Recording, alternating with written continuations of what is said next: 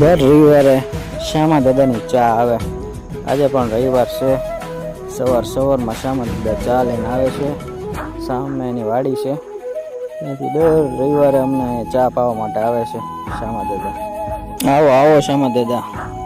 અહીંયા અમે બધા બેઠેલા હતા અને પછી ચા લાવ્યા, ગરમા ગરમ ચા લાવ્યા અને પછી શ્યામા દાદાએ બધાને ચા આપી. રણજીતજી પાસે બેસી ગયા છે.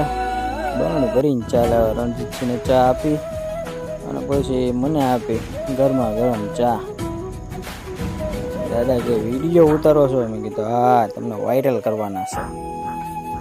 દર રવિવારે અહીંયા રજા હોય એટલે અમારા માટે ચા લઈને આવે. ચા પછી બધાએ સાથે મળીને પીધી. ચા હતી એકદમ મસ્ત. બપોર પછીની ચા અમારા બુદ્ધાભાઈ સીતારામ ભગતના ઘરેથી આવે છે. એમના ભાઈ ચા લઈને આવ્યા છે. બપોર પછી એમની ચા પીધી.